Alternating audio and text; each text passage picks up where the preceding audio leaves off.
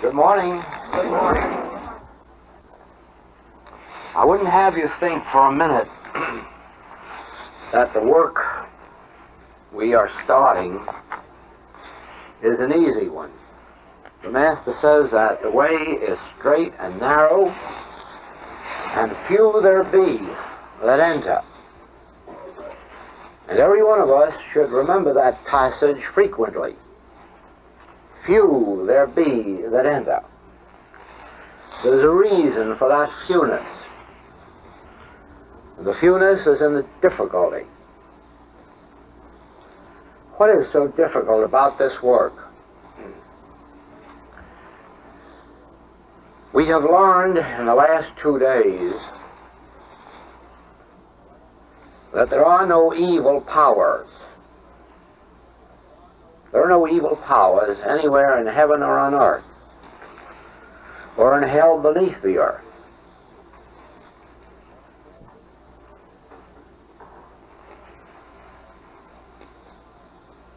All power is in God. All power is God.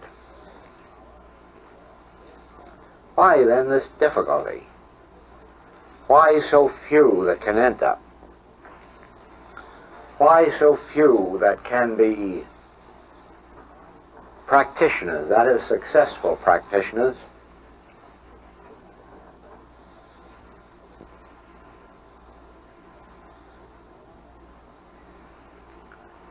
And the reason lies in that one statement that the natural man receiveth not the things of God.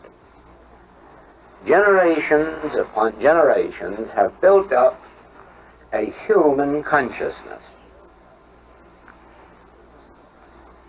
A consciousness that believes there is power in things and in persons.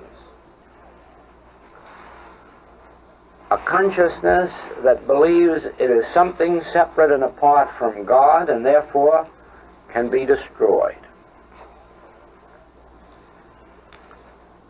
What is the one great fear on earth? The only fear, really? Death. No other. Nobody would be afraid of disease if disease couldn't kill.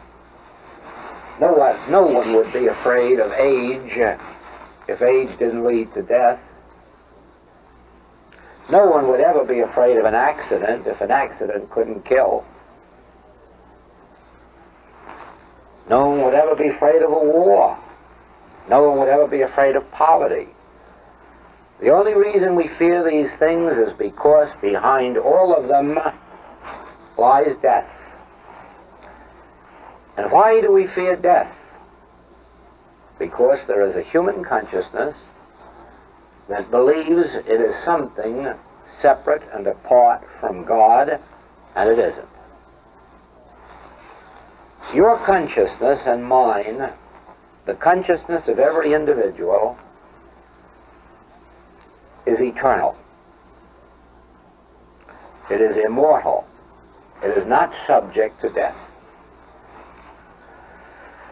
We not only do not know that, but even after we are taught that in metaphysics, we cannot accept it or believe it. Why? Because the human mind cannot accept anything greater than itself, and the human mind is itself a state of death, limitation, finiteness.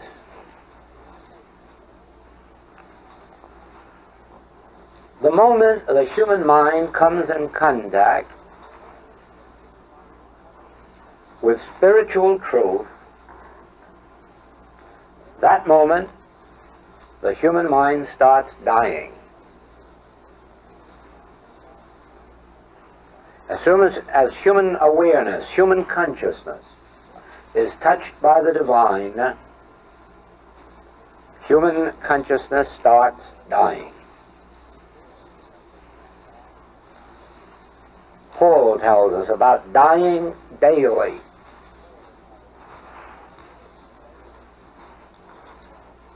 The human selfhood, left to itself, will live out a human span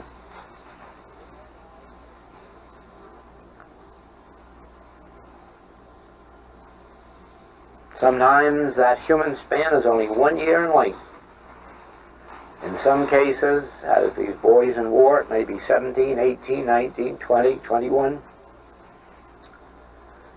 Left to itself, it'll go on to 60, 70, 80 years of age. And all of a sudden, it fades out. But human consciousness, touched by the divine,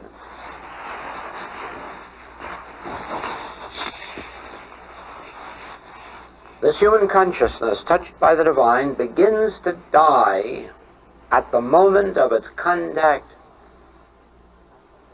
with spiritual wisdom.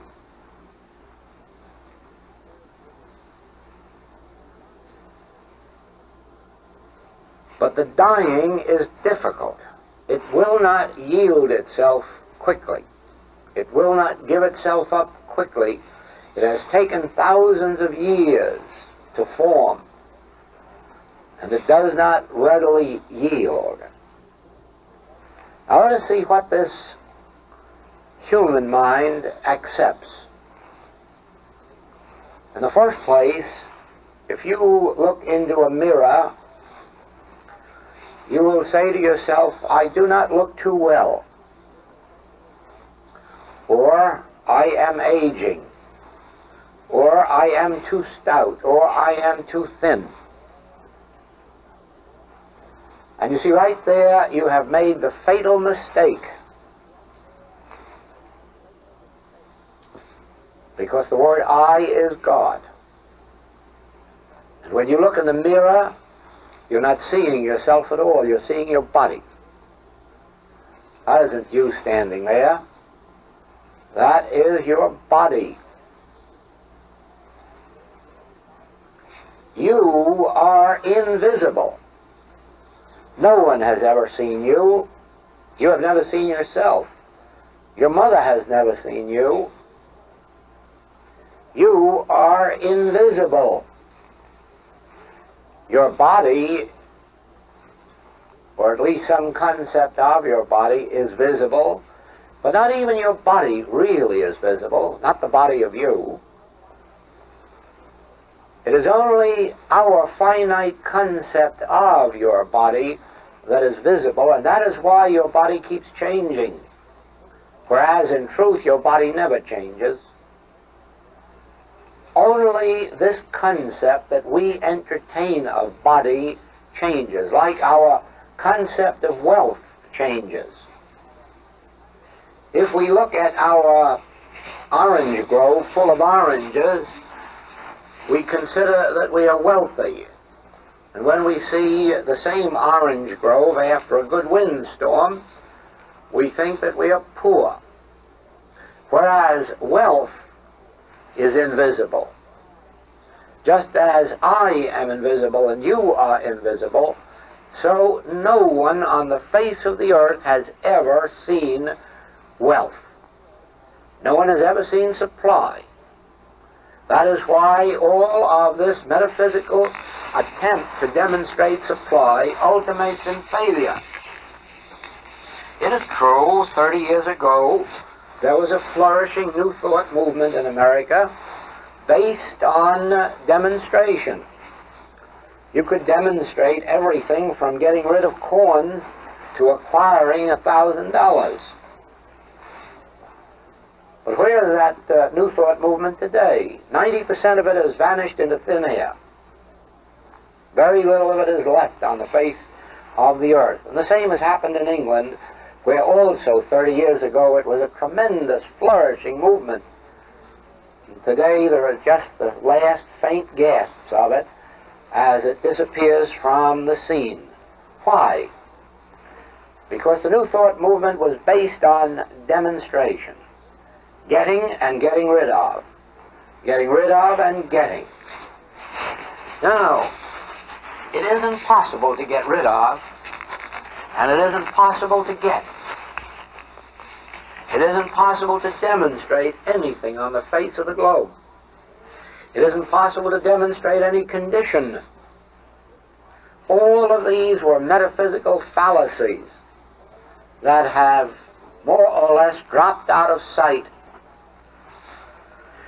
and exist today only through artificial respiration. A little life is being pumped into the movement here and there that keeps it temporarily alive while some of the old teachers still exist. When the last of those is gone, the last of the New Thought movement will have gone too. Why? Because its basic premise is erroneous. Now, why is its basic premise erroneous? Because it looks upon you and me as man, as an effect, as something separate from God, and therefore as something which can acquire qualities, activities of God. And so it sets out to help us acquire, get, achieve these things of God. The premise is wrong because the word I is God.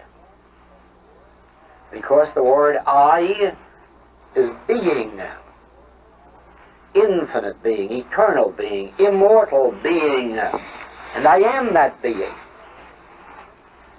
Because I am that being, nothing can be added to that which I am. And nothing has ever been taken from that which I am. And all attempts, then, to add to that which I am must end in failure, because all that the Father hath already is mine. All that the Father hath already is mine, because I and the Father are one, not two. We are not something separate and apart from God, seeking to get God or get things of God. I and the Father are one. I am in the Father, and the Father is in me. These are not statements in a book. This is a revelation of eternal truth. This is the truth of being, revealed originally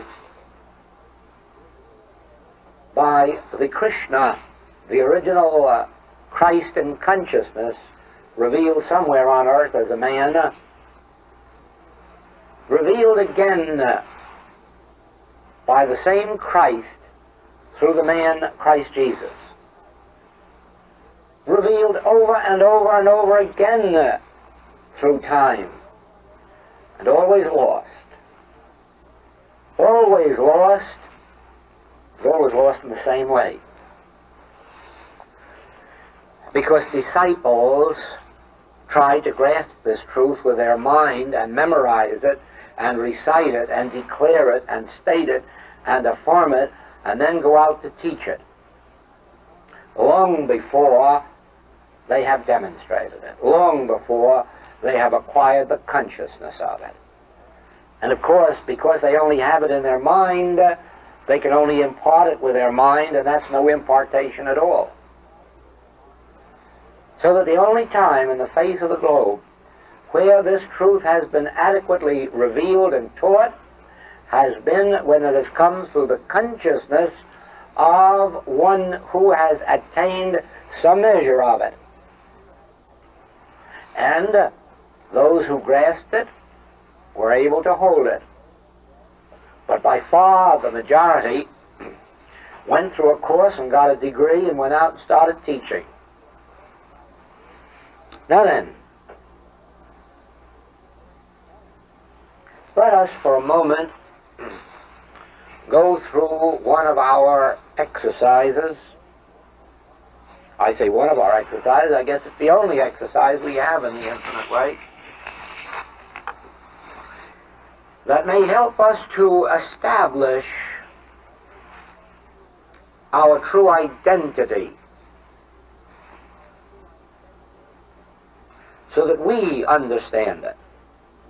And then be very certain that you do not tell it to anyone until it has become so real within your own being that you can never lose it.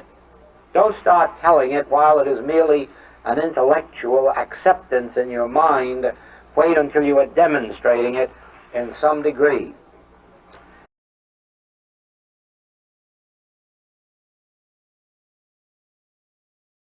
Now let us look right down at our feet.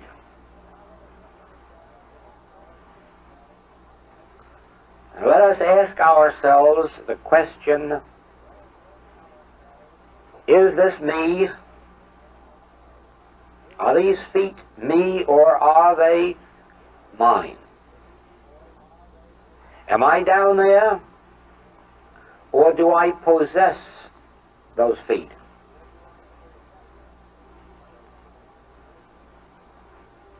Let us travel right up to the knee. Am I anywhere in there? Or are those legs mine? Are they mine or are they me? If they are hurt, am I hurt or are my legs hurt? Is there not a me, an identity which is not legs? Let us go up to the waist and see if we can find ourselves, and see if all that we behold is not mine. Am I there, or is that body mine? Is there not still a me separate and apart from that body? Is there not an I which possesses that body? Is that body not an instrument for my living, for my walking?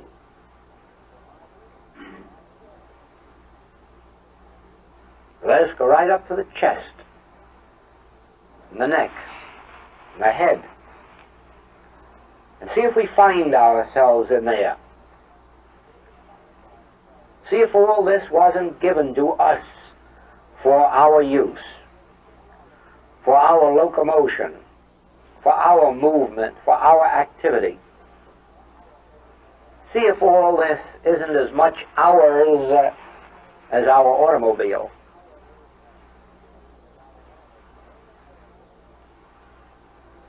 And all the way right up to the top of the hair on top of the head. And see if you find yourself encased in there. See if you find yourself embodied in any spot in there. See if all of this isn't yours. Isn't this your head, your ears, your eyes, your mouth, your tongue, your throat? Could any of that be me? Or is all of that mine? And then review from the toes right up to the hair, and again ask yourself, am I there? Am I encased in there? Has a surgeon ever operated and found anyone in there?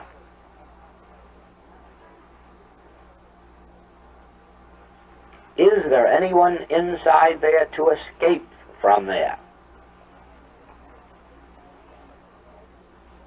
Am I in there that I could someday go some other place? Can I leave this body? First, am I in this body? Or am I this body?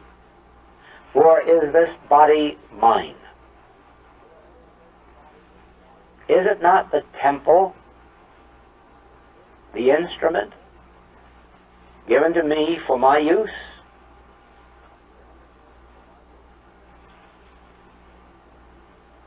Look at my hands. Can they of themselves give or withhold? Or must I give or withhold, just using the hands as an instrument in either case? Can my hands be benevolent? Can my hands be stingy, miserly? Have my hands the power to give or the power to withhold? Or is all that power in me? Are not my hands the instruments for my giving or my withholding?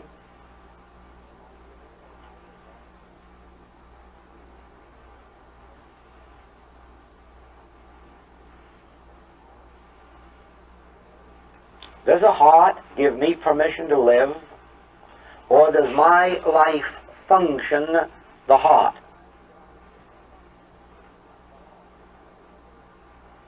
If my hands cannot give and cannot withhold, how then could my heart give life or withhold life? If my hands are not self-acting, how can my heart be self-acting, or liver, or lungs, or kidneys? Is there not something called I, which function through this body? Is there not something called I that walks the street through these legs, or with these legs, or by means of these legs? Is there not something called I that gives through these hands, or perhaps sometimes withholds through these hands? Is there not an I which functions through the instrumentality of this body? Where is this I? What is this I? Who am I? What am I? Now that I have seen this body in its true light, can I ever again look in a mirror and say, I look well or I look poorly? Or must I forever remember that we are now speaking of my body?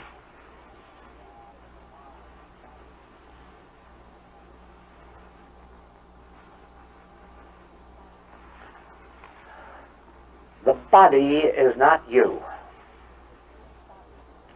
The I that you are now realizing is you. I am I. I am not body. Body is not me. I am.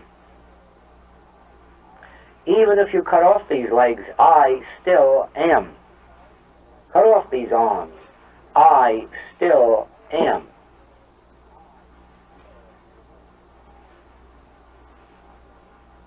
I am. I am being. My being is not dependent on body. My body is dependent on my being. The fact that I am being, the fact that I am, gives expression to my body. And the I that I am determines whether my hands shall give or withhold, whether my legs shall walk or be still. The I that I am functions my body. My body has no will of its own, no intelligence of its own, no action of its own. My body responds to me. My body responds to the I that I am. My body is governed by me. I say to my body, go thence, and it goes. I say to my body, remain, and it remains. I say to my body, sit, and it sits.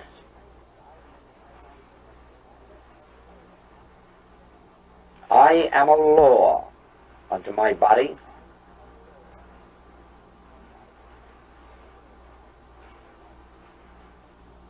I am the life of my body. I am the soul and I am the substance of my body.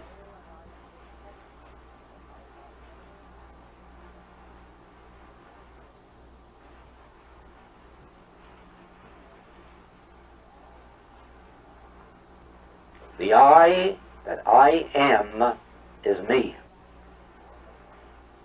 The I that I am is the only me there is.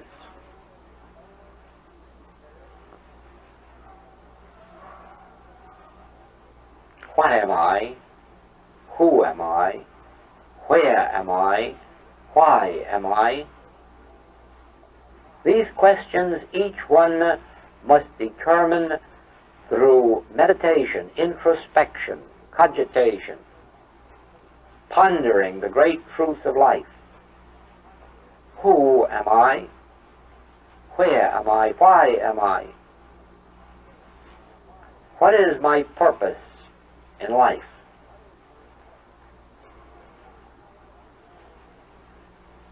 Now that I know that I am I, body isn't I, body isn't me, I am I have at least an inkling of the great truth that I am eternal and that I even survive the body.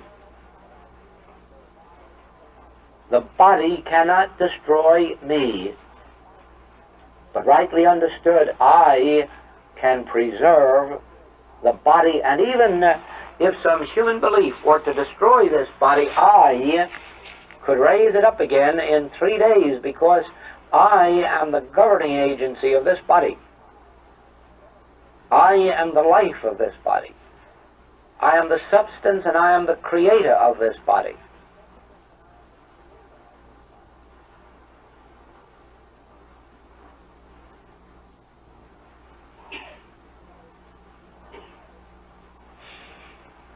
The body is not a law unto me.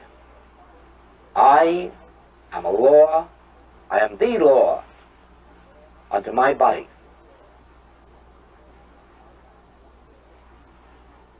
I am the activity of my body. It moves according to my decree.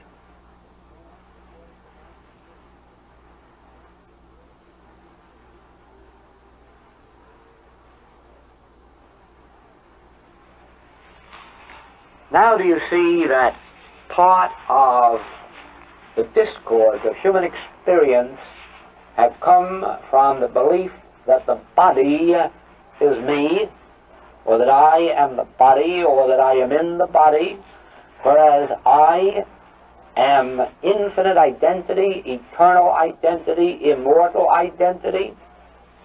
As you close your eyes in meditation and just realize the word I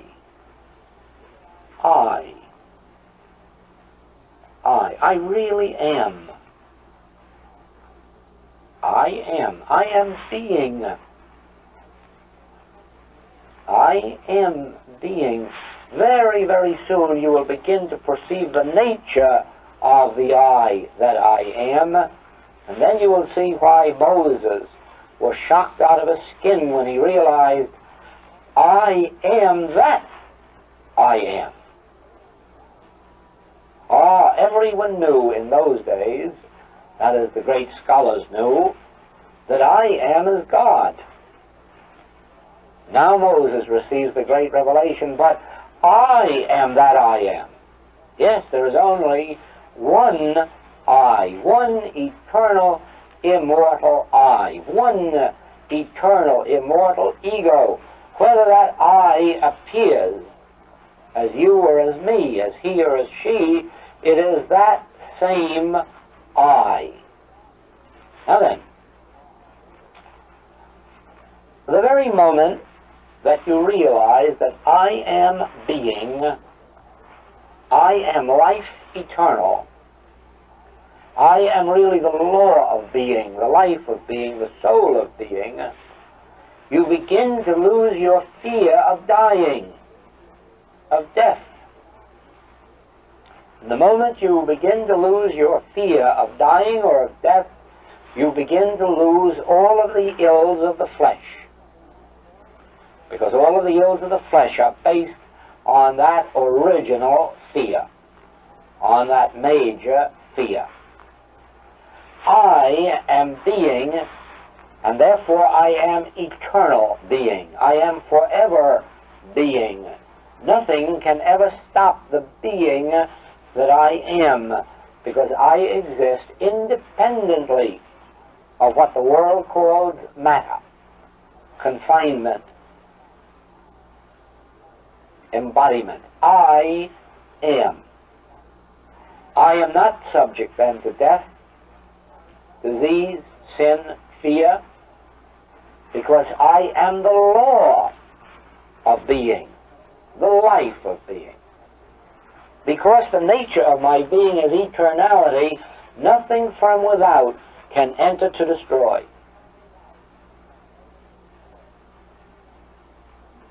Now,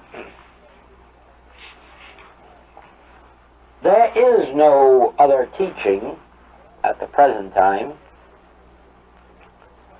that stands exclusively and completely on the revelation of I as your being. And it is for this reason that whatever your background, somewhere along about this time, you have got to begin to outgrow it. Because now you must begin to see that you are not idea, you are not reflection, you are not manifestation, you are not effect, you are not image, you are not reflection, you are I. And all you have to do is say the word within yourself, I. And you'll know that you really are I.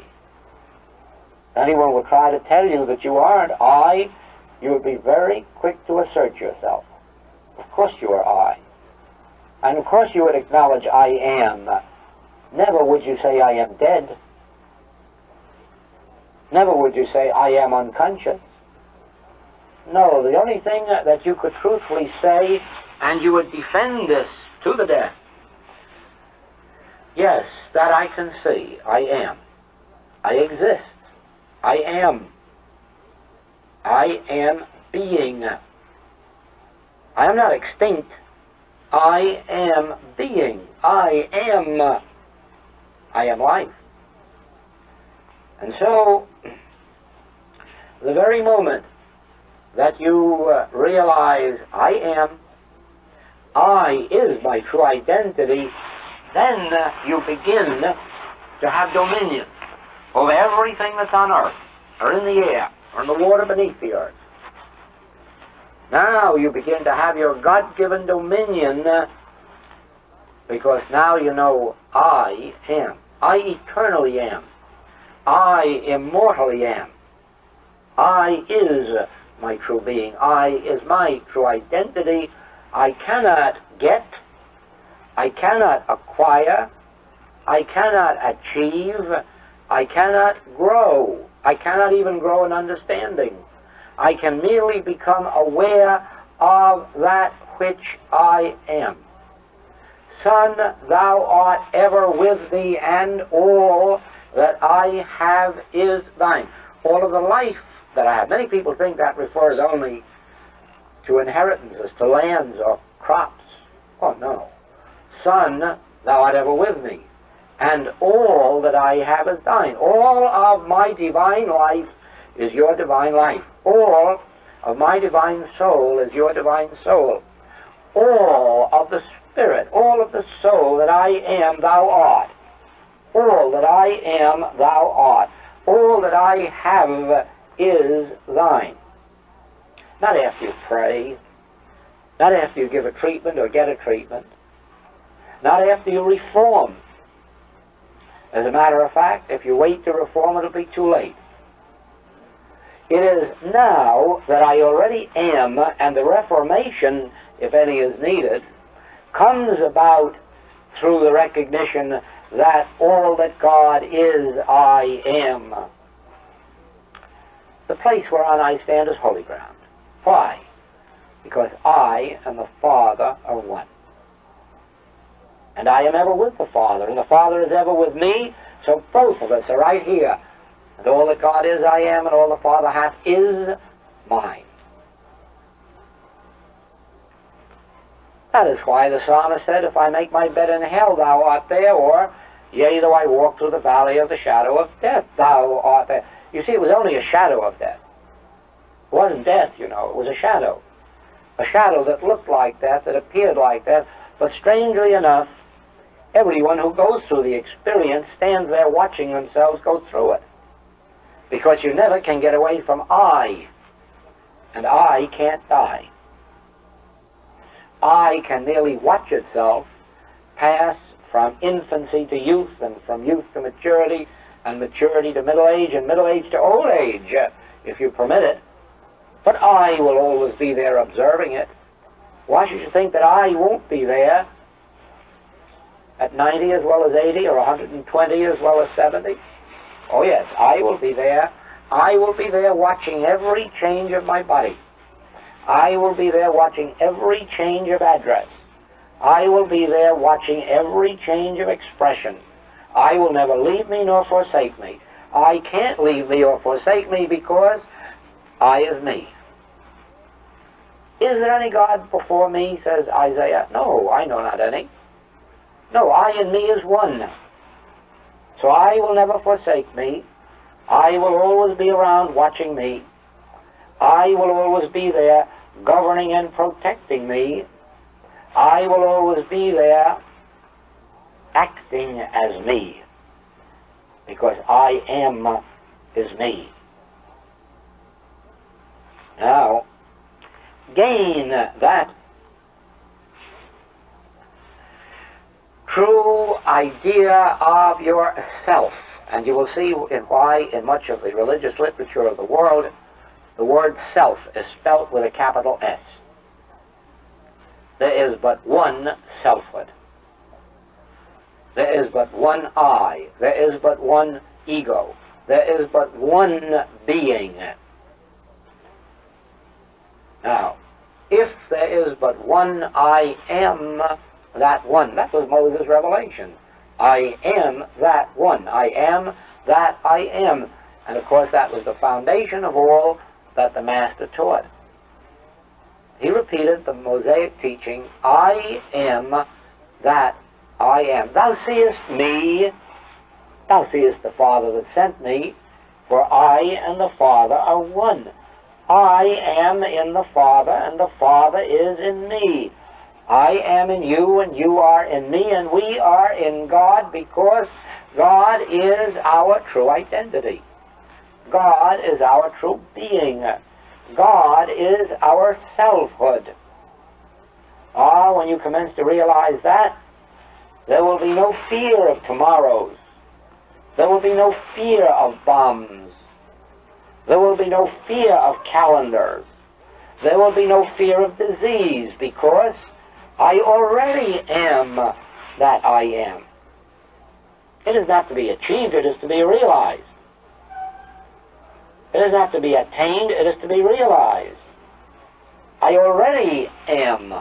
All that God is, I already am. All that the Father hath is already mine. And so spiritual wisdom is not turning to God for anything. Is it not clear that the world has been turning to God for something for thousands of years and hasn't gotten it yet? Because there is no such God, nor is there anything to get. There is only the realization, oh, I already am. Don't turn to God. Too many people have been trying it for too many generations. Realize what the truth of being is. I already am.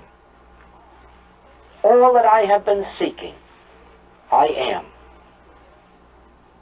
All that I have been going to truth for, I already am. And all the truth can do for me is to reveal that I already am. And so you see, when you turn to God, you set up a sense of separation that prevents the demonstration. When the real turning to God is a turning to the truth. And the truth is, I and the Father are one. Now, once you realize that great truth, and in your meditation, with your eyes closed as a rule, you perceive the nature of I. You will come upon the next great mystery. This I that I am has form. This I that I am has permanent form, eternal form, harmonious form. It is not such a form as I can see with my eyes. Nevertheless, it is a form. It is a body. And the moment you perceive that, you begin to understand the great message of John. Your body is the temple of the living God, and it is a temple not made with hands, not mortally conceived. Your body is eternal in the heavens, that is, eternal in time and space, eternal in life, eternal in spirit and in soul and in substance. I already am, and I am embodied. The I that I am appears as form, not the form that I behold with my eyesight, but the form that I am aware of in meditation. Isn't it somewhere written, a form divinely fair? A form divinely fair. That is the form of our being. That is why it is possible at some moments of illumination to behold God, because even God has form, but not finite form, not physical form, but a form divinely fair, a form of spirit, a form of soul, a form of activity, a form of grace and of beauty. And so have we, because I is that God, and I is made manifest as form, an eternal and an immortal form, a perfect and an harmonious form. And that is the I that I am.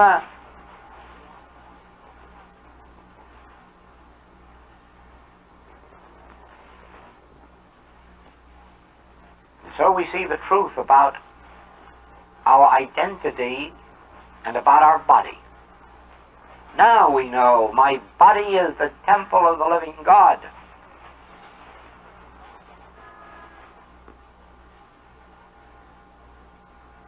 God made all that was made, and all that God made was made of God. Therefore it partakes of the very nature of God, eternality and immortality and perfection. God made my body in its own image and likeness, in my own image and likeness. God made this form, this infinite divine form, and God made this form in the image of true being, to image forth, to show forth true identity. And therefore my body is a manifestation, an expression, an image or reflection of the I that I am. And all that I metaphysically was taught that I am is really the truth about my body, not about I, not about me. My body is an idea. My body is an image, a reflection, an expression. My body shows forth all that I am because my body is the I am formed spiritually, eternally, and immortally. I am true identity. I am eternal identity. I am God being. I am God being me. And my body is the temple, the instrument of my activity and of my living.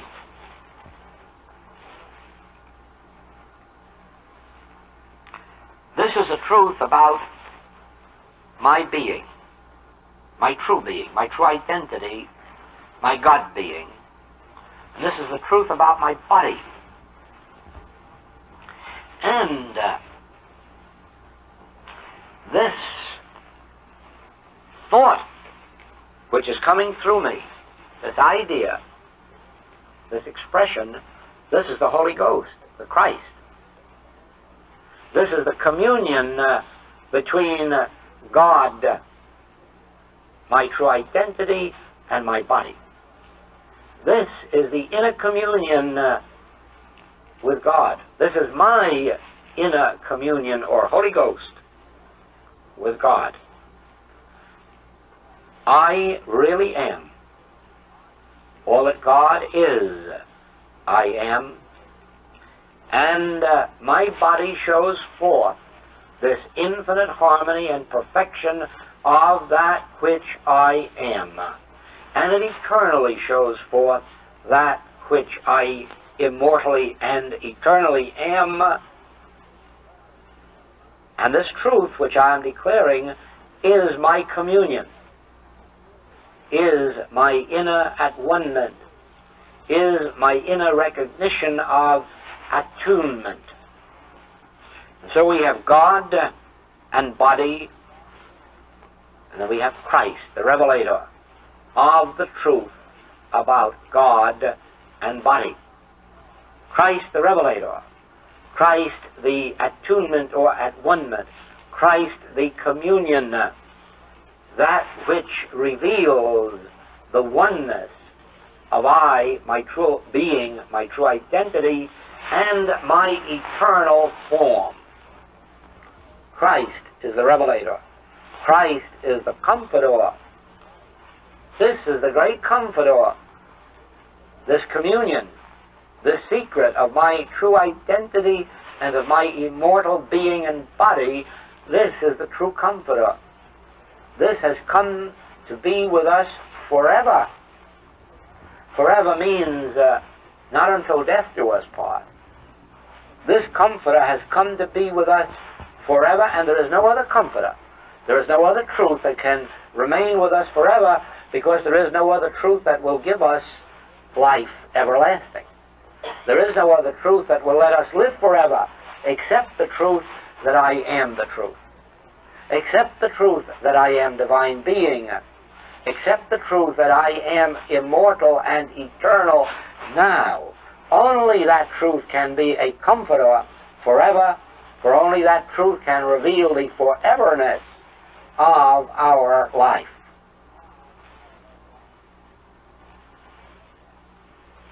As against this spiritual truth, there is that form which we see in a mirror. There is that which we call the expressions of nature, trees, flowers, vegetables, fruits. These are not the spiritual being or body. These are the concepts that we humanly entertain of being and body. No one has ever seen a potato, because a potato is spiritual. And a potato can only be seen with a spiritual consciousness. What we behold as a potato is our concept of potato. No one has ever seen a rose or an orchid. These are spiritual entities. These are forever identities in the divine consciousness which I am. and I can behold them only in my periods of inner communion and illumination. But what I behold with my eyes represents a concept of these realities. Now, it is for this reason that any attempt through spiritual work to change these concepts outside, any attempt to reduce fevers or remove lumps, must inevitably result in failure. Why? Because after you've changed the concept, all you've got is an improved concept. You still are not dwelling in or with reality. Even if you could make an empty orchard full one, you still have attained nothing, because tomorrow it can be empty again. Even if you could restore every physical body on earth to health, you're doing nothing, because the next day most of them are going to be sick with something else, or at least they're going to be a day older. That is why, even if we could walk around with a magic wand and tell everybody in the hospitals to jump up and walk, it would accomplish nothing.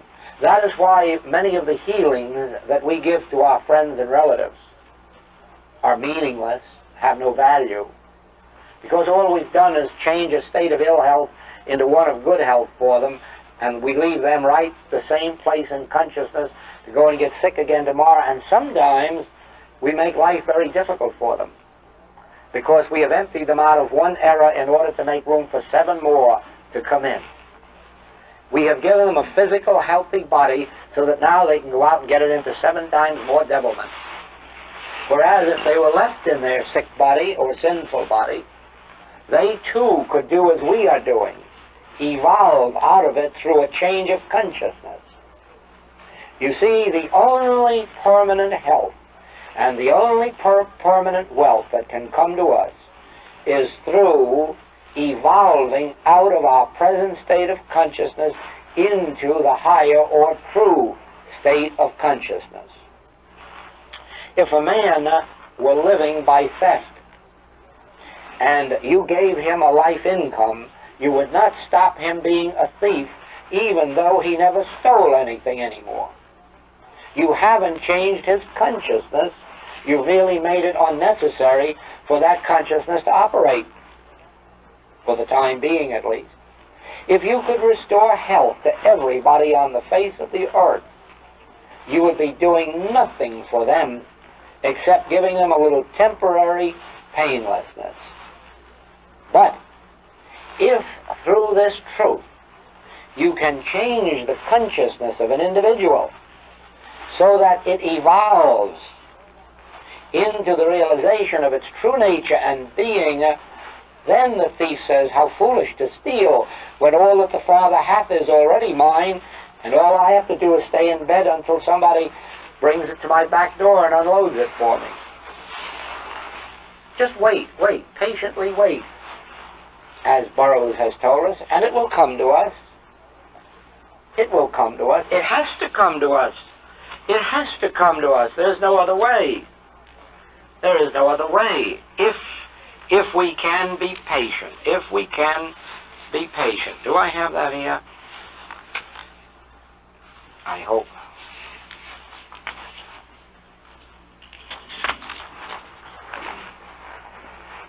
This is John Burroughs. Many of you are familiar with it.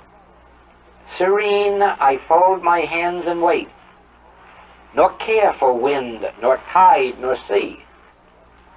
I rave no more against time nor fate, for lo, my own shall come to me. I stay my hands, I make delays, for what avails this eager pace? I stand amid the eternal ways, and what is mine shall know my face. Asleep, awake, by night or day, the friends I seek are seeking me. No wind can drive my bark astray, nor change the tide of destiny. What matter if I stand alone? I wait with joy the coming years. My heart shall reap where it has sown, and garner up its fruit of tears. The waters know their own, and draw the brook that springs in yonder height. So flows the good with equal law unto the soul of pure delight. The stars come nightly to the sky, the tidal wave unto the sea, nor time, nor space, nor deep, nor high, can keep my own away from me. Serene, I fold my hands and wait, whate'er the storms of life may be. Faith guides me up to heaven's gate, and love shall bring my own to me. Ah, you see, it is ever so that all that God is I am, and the moment that I rest and relax in that truth, I give to God, the divine love, the opportunity to let flow to me that which is mine, but that which I have blocked by attempting myself to get it, to achieve it, to acquire it. You see, the word I there becomes a devil. The I that seeks, the I that tries, the I that strives, the I that is a go-getter, the I that is a planner and a schemer, that I interferes with the I that I am, bringing me my own. There's no need for that word I in our vocabulary. The I that strives, the I that seeks, the I that does. There's only room in our being for the I that is. The I that recognizes that all that God has is mine. That all that God is, I am. That I then rests serene, waits, and lets life reveal itself. Lets God disclose itself. Lets the harmony of eternal being appear. But you see, mental work prevents that. Mental work stops all the divine forces from operating. In our experience, it doesn't stop the divine forces operating because they're always operating for those with open consciousness. But they surely stop them operating in our experience. The moment I attempt something, the moment I desire something. I have said in some of our recent classes, desire is sin. Many of you wonder why I say that, when Mrs. Eddy has said that desire is prayer. Well, of course, Mrs. Eddy was right, because when Mrs. Eddy said desire is prayer, she assumed that you knew that she meant desire for God is prayer. Above all people, she knew well that desire for automobiles or houses or marriages or divorces or children was not prayer. She knew that the only one true desire is a desire for God. That desire is prayer. A desire for an awareness of God, for a realization of God, a desire to know God, whom to know aright is life eternal. That desire is prayer, but all other desire is sin. The desire for a home, and the desire for marriage, and the desire for companionship, and the desire for children, and the desire for harmony, and the desire for beauty, all of this is sin. Why? Because in the fulfillment of one's desire for God, all these things are added unto us. And the attempt to acquire them without the acquisition of God is and constitutes the sin. Someone somewhere said, if you had God and nothing else, if you had God and all there is in the world, and if you had only God and nothing else in the world, you would have the same. Yes, because God is all-inclusive. And so, to acquire God, to attain Godhood, to attain Christhood, to attain the realization and demonstration of God means the attainment and demonstration of all there is. But to seek even one thing separate and apart from God is sin. It's a sense of separation. That is why metaphysics has failed in the degree that it has failed. Only those who have succeeded with it, who have seen through its higher spiritual light to the realization that one must seek God alone.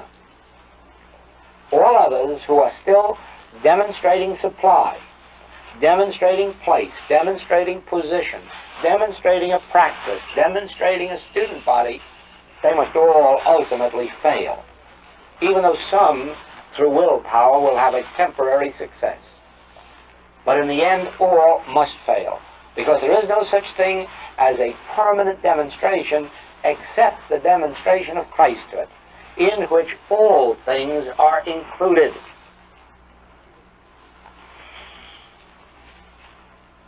Now, let us remember this, because of our various metaphysical backgrounds. From this moment on, I am. I am being. I am life eternal. I am true being. Thou seest me, thou seest the Father that sent me. For I and the Father are one. All that God is, I am. All that the Father hath is mine. Number 2. My body is the image and likeness of me. My body is the manifestation of me, of the I that I am.